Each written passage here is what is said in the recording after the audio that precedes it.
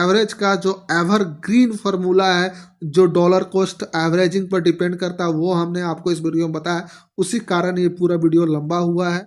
दोस्तों, आपका स्वागत है by the dip YouTube channel के अंदर। और अगर आप इस वीडियो को पहली बार देख रहे हैं तो इस चैनल को सब्सक्राइब कर लीजिए, साथ ही साथ वीडियो को लाइक कर दीजिए, क्योंकि इस चैनल के ऊपर लगातार ETF से रिलेटेड जानकारी का वीडियो अपलोड किया जाता है। यहाँ पर किसी भी तरह का ऑप्शन ट्रेडिंग, फ्यूचर ट्रेडिंग या फिर स्टॉक बाइंग एंड सेलिंग की जानकारी नहीं दी जाती है। फुल्ली ETF से रिलेटेड जानकारी आपको मिलेगा। बेसिक नॉलेज से एडवांस नॉलेज तक की जानकारी धीरे धीरे इस चैनल के ऊपर डाला जा रहा है। काफी ऐसे नए दोस्त हमारे इस चैनल पर जुड़े हैं, उनसे हमारा रिक्वेस्ट ये है कि प्ले लिस्ट जो चैनल का है उसके अंदर जाएं और जाने के बाद मेरे पुराने वीडियो को भी देखें। काफी ऐसे वीडियो हैं जहां पर आपको ETF से रिलेटेड जानकारी आपको मिलेगा। अपने पास एक टेलीग्राम ग्रुप है, जिस टेलीग्राम के ऊपर हम जो है कि लगातार चीजें अपडेट करते हैं जो कि ETF से रिलेटेड होता है। कुछ ऐसी चीजें जो हम YouTube के माध्यम से वीडियो बनाकर आपको नहीं बता सकते, वैसे भी चीजें आपको यहाँ पे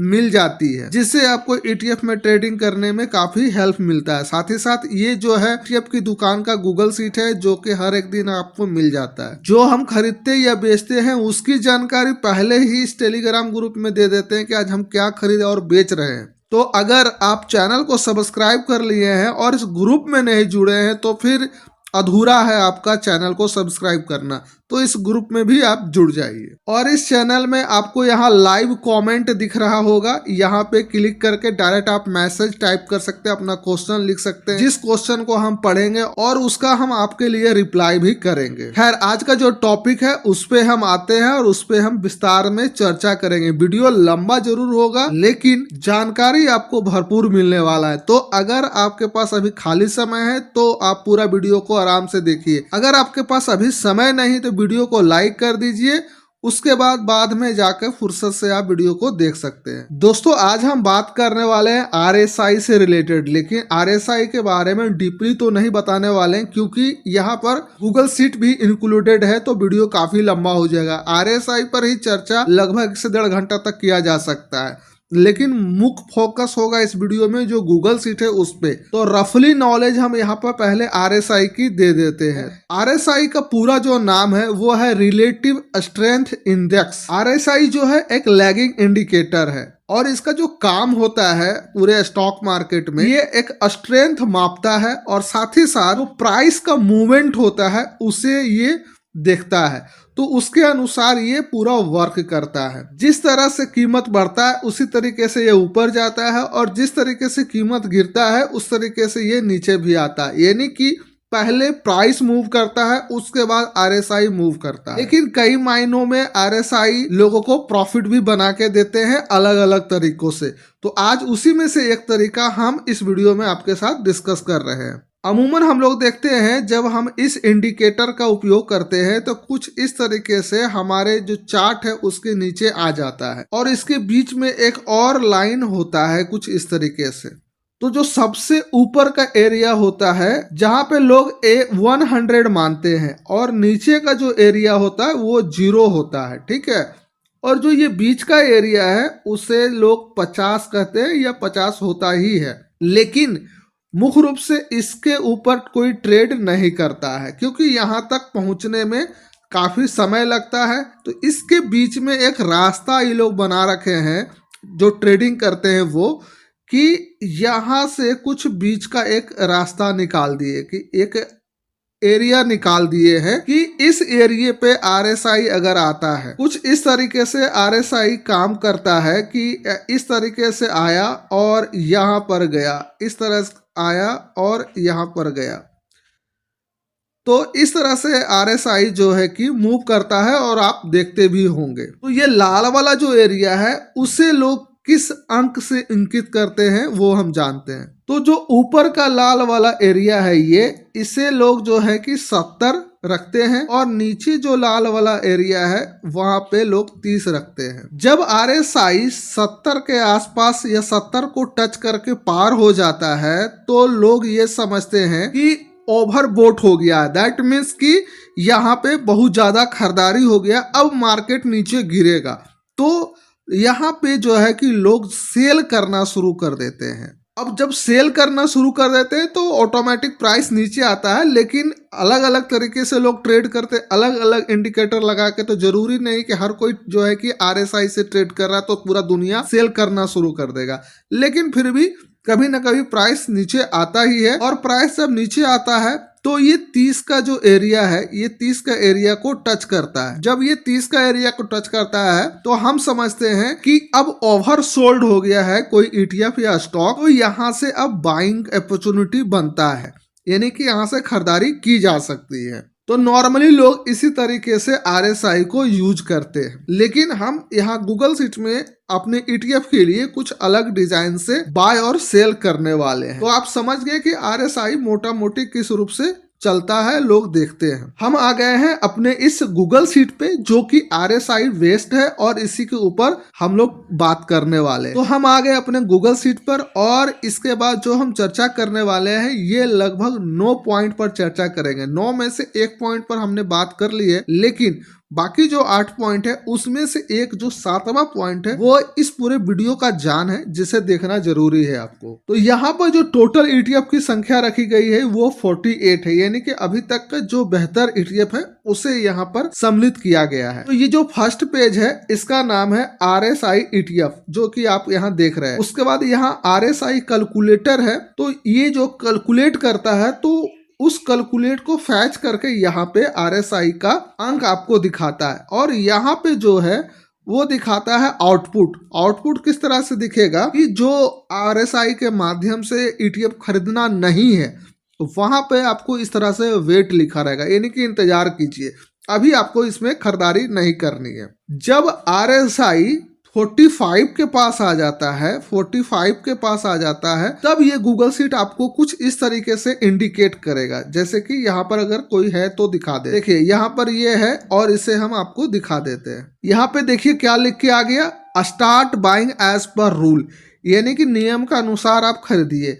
और ये कौन सा ETF है, ये FMCG है। देखिए FMCG यहाँ ग्रीन कलर से दिख रहा है, बट आपको यहाँ पे हम बता दें कि ग्रीन कलर से नहीं दिखेगा। जब आप इसे डाउनलोड करेंगे तो वो इसी तरीके से ब्लैंक रहेगा, व्हाइट रहेगा। ये ग्रीन क्यों किए हैं आगे भी आप जान जाएंगे। तो आप समझ गए कि किस तरीके से लिखा हुआ रहेगा तो हमें कोई ETF को बाय करना। और ये 45 जब RSI आ जाता है तब जाके ये इंडिकेट करता है, क्योंकि आप हम सब जानते हैं कि ETF में गिरावट बहुत स्लो होती है और बहुत कम होती है स्टॉक के मुकाबले, इसीलिए 45 एक अच्छा एरिया माना जाता है ETF को बाय करने के लिए। इसके बाद हम जानते हैं कि किस तरह से समझेंगे कि हमारा ये गूगल शीट जो है वो अपडेट हो गया है। तो जब आप जो है RSI कैलकुलेटर ETF पे क्लिक करेंगे तो यहाँ पे आप देख रहे होंगे दिनांक लिखा हुआ है, ठीक है। जैसे कि आज जब हम वीडियो रिकॉर्ड कर रहे हैं तो 12 दिसंबर है, तो ये 11 दिसंबर का कैलकुलेट करके हमें दे दिया। पूरा मार्केट जो चला लास्ट में जो है 1-2 घंटे के बाद आप देखिएगा तो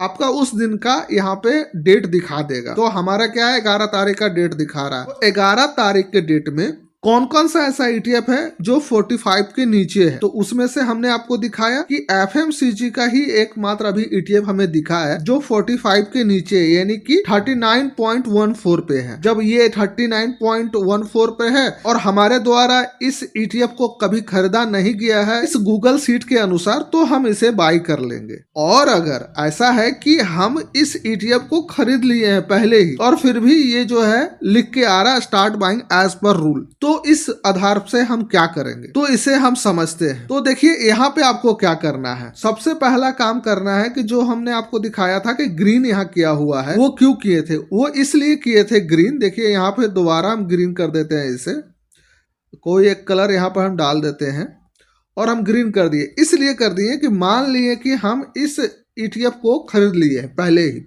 और अगले दिन जब हम गूगल शीट को अपडेट किए, अपडेट हुआ ये, तो हमें कोई भी ऐसा ETF नहीं मिला जहां पर लिखा हुआ इस तरह से मिल रहा हो कि आप किसी ETF को खरीदिए, ऐसा कहीं लिखा हुआ नहीं मिल रहा है। तो उस परिस्थिति में हम क्या करेंगे, उस परिस्थिति में हम किसी भी ETF को नहीं खरीदेंगे जब तक कि इस तरीके से लिखा हुआ हमें ना मिल जाए। इसके बाद आपके मन में एक सवाल आएगा कि मान लेते हैं कि ये ETF खरीदा हुआ है और RSI जो है वो 45 से ऊपर जा रहा है, यानी कि 50 चला गया।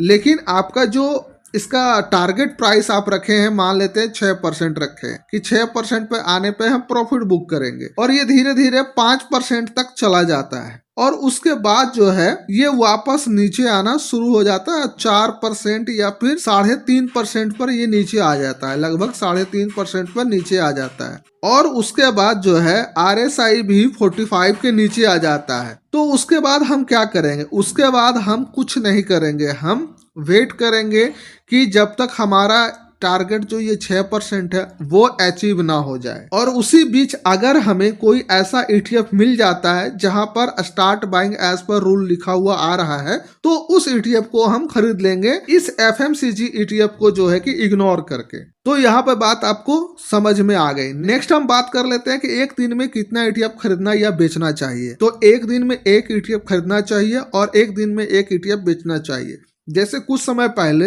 इस गूगल शीट को जब आप देखते तो लगभग 4-5 ऐसे ETF थे जो डेली बाई करने का सिग्नल दे रहा था, डेली बाई करने का सिग्नल दे रहा था, 4-5-6 में आ रहा था। तो ऐसा नहीं कि 4-5-6 में आ रहा तो 4-5-6 एक दिन में इकट्ठे खरीद लिए, ऐसा नहीं करना। सबसे पहले हमें देखना है कि किसका RSI सबसे कम है। तो अगर हम एग्जाम्पल के तौर पर हम 2-3 इस तरह से पकड़ लेते हैं और मान लेते हैं कि इसी के बीच में से कोई एक खरीदना है, तो इसमें से जो सबसे कम है RSI उसे हम सबसे पहले खरीदेंगे, ठीक है। और ये भी ध्यान रखेंगे कि क्या वो ETF हमारे डीमेट अकाउंट में ऑलरेडी इस रूल के अनुसार खरीदा हुआ है कि नहीं है।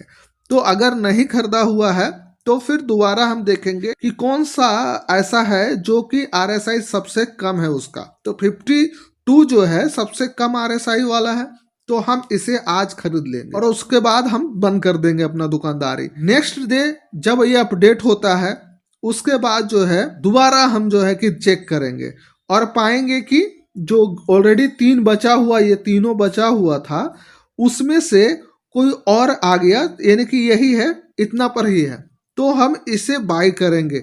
इसके लिए हम GTT ऑर्डर आई लगा देंगे, कल मार्केट ओपन होगा तो जो है कि कल हमारी खरीदारी हो जाएगी। तो एक दिन पहले आपको AMO ऑर्डर यानी आफ्टर मार्केट ऑर्डर या फिर GTT ऑर्डर लगा देना होगा, जो प्राइस क्लोजिंग आज का था उस प्राइस पे, और कल ऑटोमेटिक जब मार्केट 9:15 में ओपन होगा तो आपकी खरीदारी हो जाएगी। इसके लिए आपको इंतजार करने की जरूरत नहीं है। तो इस तरीके से आपको खरीदना है जब जब आपको ये रूल के अनुसार खरीदने को बोले। अब बेचने की बात होती है तो ये आपके ऊपर डिपेंड करता है कि आपका टारगेट क्या होगा, 5%, 4% या 6%। ये आपके ऊपर डिपेंड करता है कि आप कितना लेंगे, ठीक है।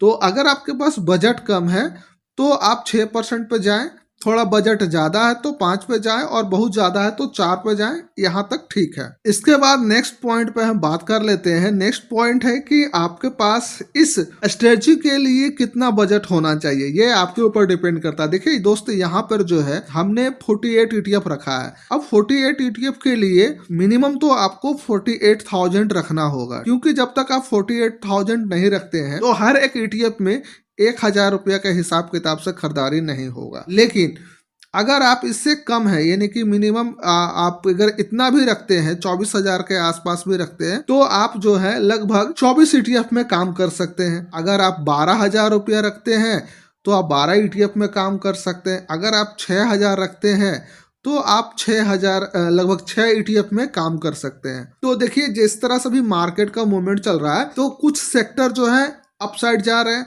कुछ सेक्टर डाउन साइड जा रहे हैं। तो अभी सारा सेक्टर नीचे नहीं गिर रहा है, जैसे कुछ समय पहले जो सितंबर के बाद सारा सेक्टर नीचे गिर रहा था उस तरीके से नहीं गिर रहा है। तो अभी अगर हमारे पास कम बजट भी है, 10-12 हजार रुपया है भी, तो इस स्ट्रेटजी पर लागू करके फिलहाल के लिए काम किया जा सकता है। धीरे धीरे इसके लिए फंड आपको इकट्ठा करते रहना है कि हम एटलीस्ट 48,000 यानी कि 50,000 तक तो इसके लिए हम फंड इकट्ठा कर लें, क्योंकि आगे अगर जब मार्केट और गिरेगा तो 50,000 आपका कब खत्म हो जाएगा पता नहीं चलेगा। उसके लिए आपको एवरेज भी करना है नेक्स्ट ETF को। तो एवरेज किस तरह से करना है उस पर हम अभी चर्चा कर लेते हैं। तो यहाँ पर आप समझ में आ गया आपको कि आपके पास फंड भी कुछ होना चाहिए और किस हिसाब किताब से होना चाहिए वो आप जान गए। तो हम आ गए हैं अपने इस एवरेज वाले पेज के ऊपर, और यहाँ पे हम आपको एग्जाम्पल के तौर पर दिखा दें। सबसे पहला यहाँ आप देख रहे हैं कि first average next second buying average, और आगे लिखा हुआ रहेगा third, next third buying average. तो देखिए फर्स्ट एवरेज बाइंग मतलब हो गया कि जो आप पहले खरीदे वो बाइंग हो गया, सिर्फ ओनली फॉर बाइंग, जो फर्स्ट खरीदारी हुई। अब इसके बाद जो खरीदारी आप करेंगे वो फर्स्ट एवरेजिंग हुआ, वो पहला एवरेजिंग आप किए। उसके बाद जो खरीदारी करेंगे वो सेकेंड एवरेजिंग हुआ। तो देखिए यहाँ पे लोग जो हैं किस तरह से एवरेजिंग करते हैं। हमने काफी सारे ऐसे यूट्यूबर के वीडियो देखे हैं जिसमें उन्होंने जो सिखाया एवरेज करने का तरीका वो कॉमन है। जो आज हम एवरेज करने का तरीका आपको बताएंगे, भले आप RSI का स्ट्रेटजी से काम करें या ना करें, लेकिन ये एवरेज का तरीका अगर आप सीख गए तो आप कोई भी स्ट्रेटजी से काम करेंगे, ये एवरेज का जो तरीका है वो आपके लिए हमेशा काम देगा। और हम तो चाहते थे कि इसके लिए अलग से डेडिकेटेड वीडियो बनाएं, और वैसे भविष्य में बनाएंगे भी। लोगों को सिर्फ वही चीज मिले जो वो चाहते हैं कि एवरेज किस तरह से प्रॉपरली किया जाता है, जिसे डॉलर कॉस्ट एवरेजिंग कहते हैं। लेकिन ये विदेश में चलता है, इंडिया में कुछ अलग तरीके से चलता है, लेकिन जो विदेश में चलता है वही हम इंडिया में आपके लिए लेकर आए हैं। तो हम आ गए अपने व्हाइट पेपर पर, और यहाँ पर जो एवरेज करने का तरीका हम आपको बताएंगे, अभी तक आप पहली बार सुनेंगे हमें तो लग रहा है। तो देखिए सबसे पहले हम यहाँ बात करने वाले हैं कि कोई एक ETF को हम खरीदते हैं, क्वांटिटी क्या होगा, एक ETF जो है उसका क्वांटिटी, एक ETF हम यहाँ खरीदे और इसका कीमत हम रखे हैं 10 रुपया सुविधा के अनुसार, कि भैया कैलकुलेशन करने में आसान होगा। तो एक ETF का दाम 10 रुपया है, और जब हम इस ETF को खरीदे तो यहाँ से क्या हुआ, प्राइस नीचे आ गया। ठीक है, प्राइस कितना परसेंट नीचे आ गया, 10%। अब जब 10% नीचे आ गया तो आपका ये जो 10 रुपया का कीमत था वो भी घट गया, यानी कि 10% घट गया। तो अब नया जो कीमत आपके सामने आया वो आ गया 9 रुपया। तो 9 रुपया आ गया नया कीमत। तो आप क्या किए, दोबारा एक ETF को और बाई कर लिए। ठीक है, दोबारा एक ETF और बाय कर लिए, और ये हो गया आपका एवरेजिंग। तो यहाँ तक तो सब चीज ठीक चलता है, यहाँ तक तो सब मजे में है। लेकिन खेला शुरू होता है इसके सेकेंड स्टेप से, कि जैसे ही दोबारा अब जो एवरेज बाइंग कीमत आया वहां से 5% या 10% गिरता है, लोग धड़ाक सा खरीद लेते हैं, फटाक सा खरीद लेते हैं। अरे यार फिर से 10% गिर गया, तो ये एक भ्रम है। वो फिर से 10% नहीं गिरा, वो 2-4% गिरता है, लेकिन आपके डीमेट अकाउंट में वो 10% दिखाता है। ठीक है, अगर उसे आप प्राइस के अनुसार तुलना करें, ये परसेंटेज पर ध्यान ना देकर आप कीमत पर ध्यान रखें, ये 10 रुपया और 9 रुपया पे, उसके बाद आप कैलकुलेशन करेंगे तो आपको समझ में आएगा, और इस वीडियो में भी यहाँ पर समझ में आ जाएगा। अभी तक हम 5% गिराए नहीं है, लेकिन ये दोनों जो 10-9 रुपया में खरीदारी किए हैं 2 ETF, उसका पहले हम एवरेज प्राइस निकालते हैं, उसके बाद 5% मार्केट गिराते हैं, उसके बाद जो है कि हम एवरेज करेंगे दोनों तरीके से, फिर पता चलेगा कि कौन तरीका सही है। तो आप तमाम लोग जानते होंगे कि एवरेज का फॉर्मूला क्या है, क्लास 7 से लेके क्लास 10 तक हम लोग पढ़े हैं। तो जो 7 वाला है वो हम सबसे पहले यहाँ दिखा दें, यानी कि जो प्रोडक्ट का कीमत होता है वो ऊपर होता है, कीमत ऊपर होता है, divided by product equal to average, average price. ठीक है, तो यही फॉर्मूला होता है एवरेज का मोटा मोटी, और यही हम लोग बचपन में पढ़े भी है। तो चलिए बचपन वाला कुछ चीज यहाँ पर भी हमें काम आ रहा है। तो सबसे पहले हम यहाँ ऊपर जो है कीमत लिखेंगे, तो कीमत दोनों को जोड़ने के बाद कितना आता है, 19, और नीचे प्रोडक्ट कितना ETF है, पहला 1 दूसरा 1, यानी 1 1 2। तो टोटल जो इसको जब डिवाइड आप कीजिएगा 19 डिवाइडेड 2, तो आपका जो आंसर होगा 9.5 होगा। ठीक है, तो ये क्या है, रुपया है। तो इतना रुपया हो गया आपका एवरेज कीमत, ये हमारा नया एवरेज कीमत मिला, ये दोनों को, ये एवरेज प्राइस निकालने के बाद। ठीक है, अरे यार चलिए दोबारा लिख दिए, मिट गया था। तो जो नया कीमत आया था वो नया कीमत क्या था, यहाँ लिख देते हैं न्यू प्राइस। ठीक है, न्यू प्राइस 9 रुपया 50 पैसा हमारा नया कीमत आ गया। अब क्या हुआ कि 9 रुपया 50 पैसा के नया प्राइस के बाद जो है मार्केट दोबारा गिर जाता है। ठीक है, यहाँ पर हम कलर बदल लेते हैं, दोबारा मार्केट गिर रहा है ना, और दोबारा मार्केट कितना गिर गया, 5% मान लेते हैं गिर गया। जैसे ही 5% मार्केट गिरा तो आपके जो डीमेट अकाउंट में है ना, वहां पर क्या होगा, खलबली मचेगा, वहां पर रॉकेट जैसा आपका जो है नेगेटिव परसेंटेज दिखाएगा, एकदम काफी तेज से ऊपर दिखेगा।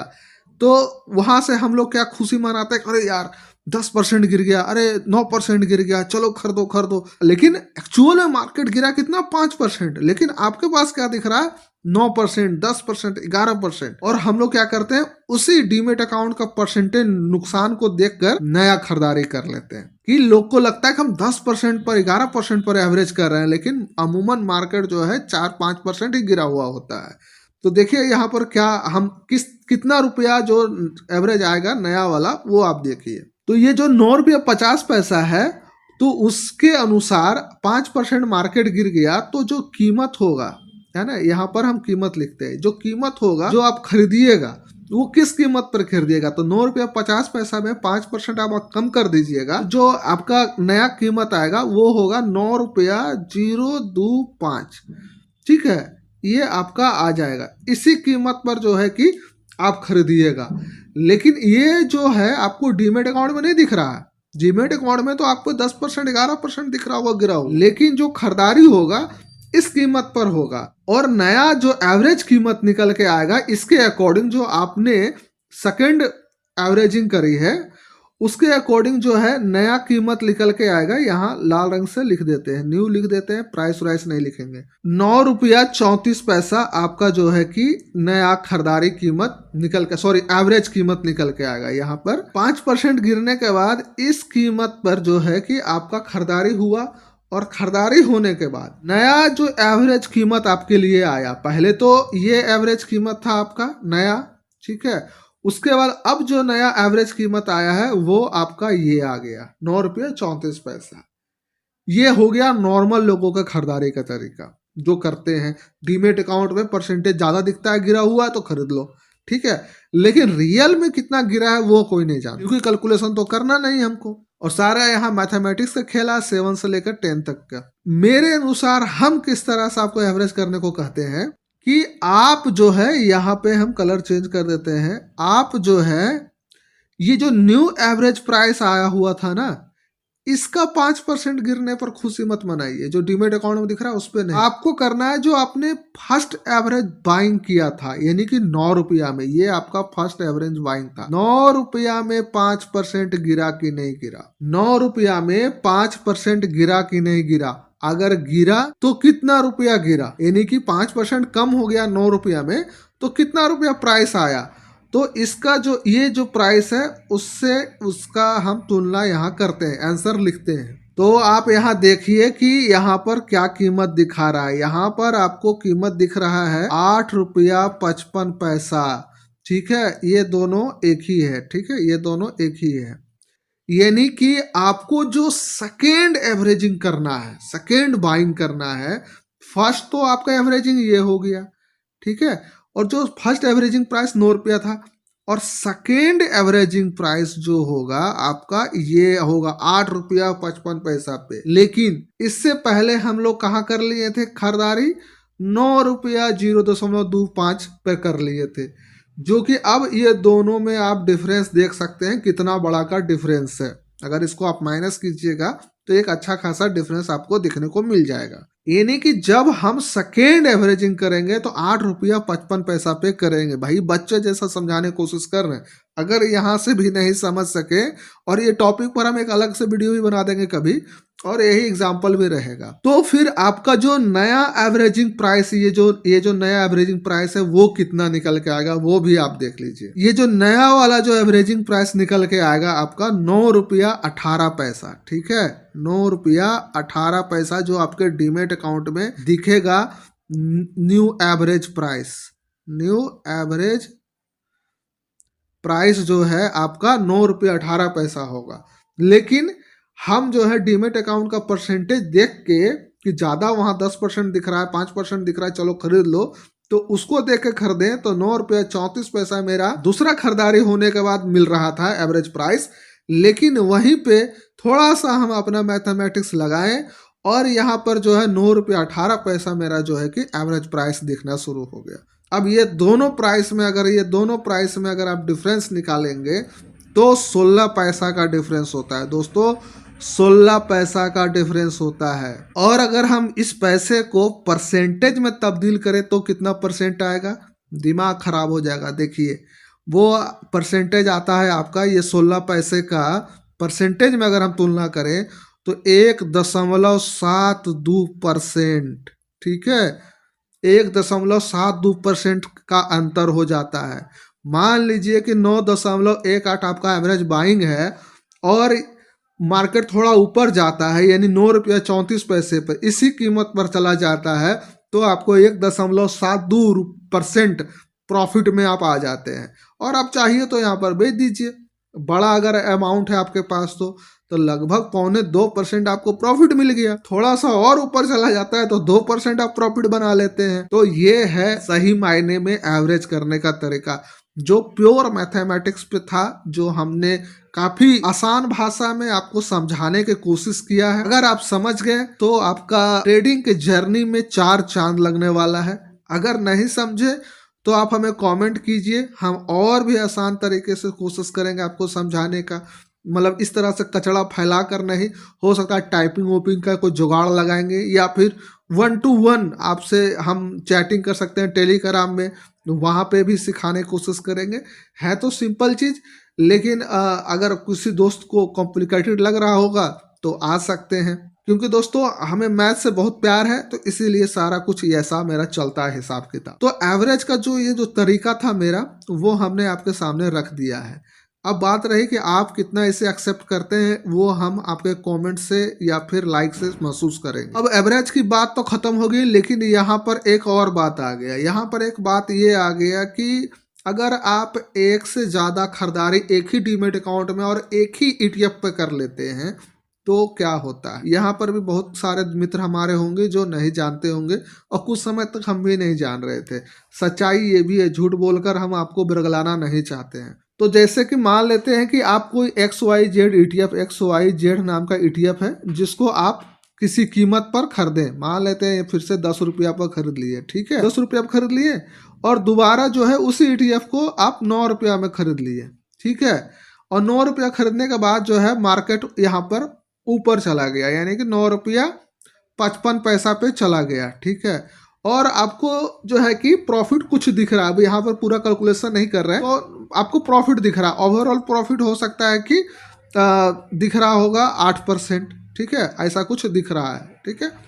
तो आप क्या करेंगे, आप सोचेंगे कि चलो यार 8% दिख रहा है, तो जो हम फर्स्ट 9 रुपया के हिसाब से खरीदे थे 10 ETF, तो उस 10 ETF को हम सेल कर देते हैं, ठीक है। अब जैसे ही आप 9 रुपया के हिसाब के सोचकर आप 10 ETF जो है कि सेल किए, तो आपको लगा कि 8 में से कुछ तो परसेंटेज प्रॉफिट हमको मिल ही जाएगा। और जैसे ही आप इसे सेल आउट करते हैं तो होता कुछ उल्टा है। होता उल्टा क्या है कि ये जो 10 रुपया की कीमत से आप जो है 10 ETF खरीदे थे, वो सेल कर देता है आपका डीमेट अकाउंट वाला।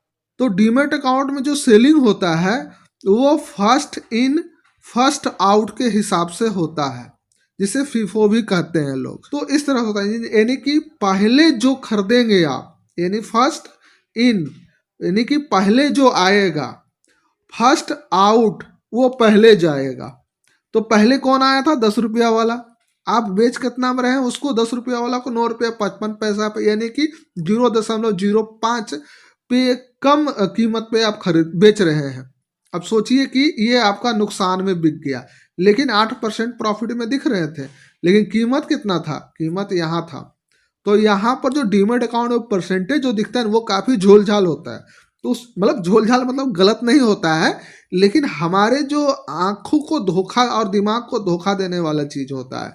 तो इस चीज़ से थोड़ा हम पर्दा आपके लिए उठाने की कोशिश कर रहे हैं, जैसे कि एवरेजिंग में उठा दिए और यहाँ पर भी आपके लिए प्रयास कर रहे हैं। तो कभी भी परसेंटेज के फिगर पर आप कुछ डिसीजन नहीं लीजिए, प्राइस पे डिसीजन लीजिए, क्योंकि भाव ही भगवान है।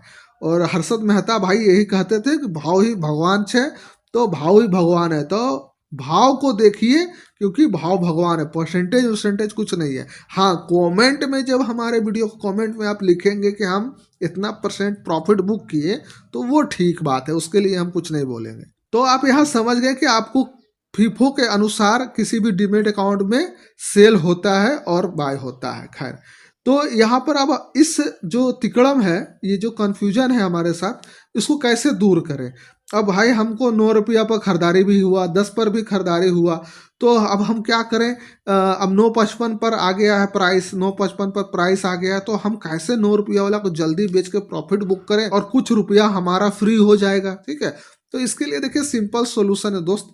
इसके लिए आपको क्या करना होगा, कम से कम यार 2 डीमेट अकाउंट रखिए। 2 डीमेट अकाउंट हमारा है अलग अलग। तो पहला डीमेट अकाउंट में हम 10 ETF खरीद लिए, ठीक है, उसका जो भी भाव था 10 रुपया का भाव से हम खरीद लिए। दूसरा जब भाव गिरा तो 9 रुपया आ गया था, तो 9 रुपया पर फिर से जो है ETF हम खरीद लिए। ठीक है, 10 ETF को 9 रुपया के भाव से खरीद लिए, दोनों अलग अलग डीमेट अकाउंट में। अब तो यहाँ फीफो फाफो कुछ नहीं चलेगा। अब जैसे ही 9 रुपया वाला भाव का बढ़ जाता है ऊपर, 9 रुपया 55 पैसा या 8% 7% जो भी प्रॉफिट ये देने लगता है, उस पर आप इसको निकाल देते हैं।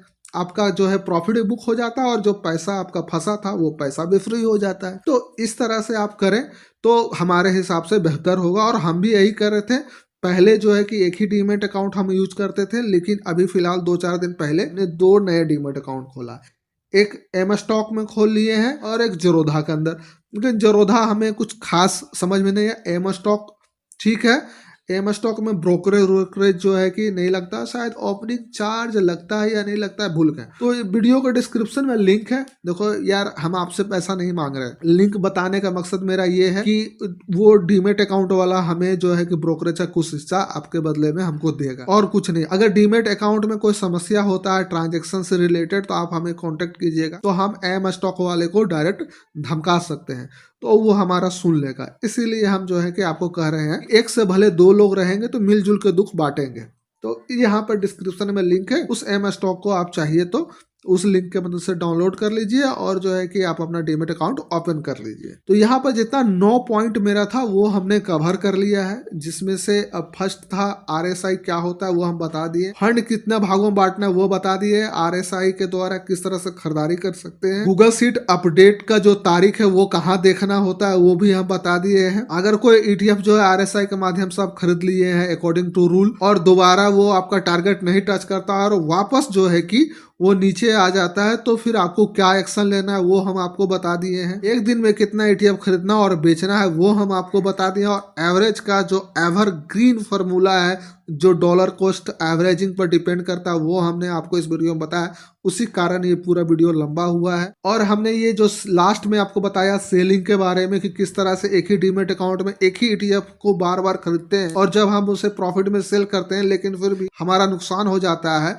तो उससे हम कैसे बच सकते हैं उसका तरीका भी हमने आपको बताया है एज एग्जाम्पल के तौर पे। तो हमने 8 पॉइंट कवर कर लिया। अब बात कर लेते हैं कि आप इस गूगल शीट को कहाँ से डाउनलोड करेंगे। तो इस वीडियो को डिस्क्रिप्शन में मिलेगा, वहां पे जाइए, क्लिक कीजिए, डाउनलोड कीजिए। डाउनलोड करने के बाद कोई समस्या होता है तो मेरा कॉन्टैक्ट नंबर आपको मिल जाता है, वहीं पे आप हमें व्हाट्सएप पर मैसेज कर सकते हैं, कॉल मत कीजिएगा। हमारे द्वारा 100% आपको रिप्लाई मिलता है। काफी सारे लोगों को हमने रिप्लाई भी दिया है।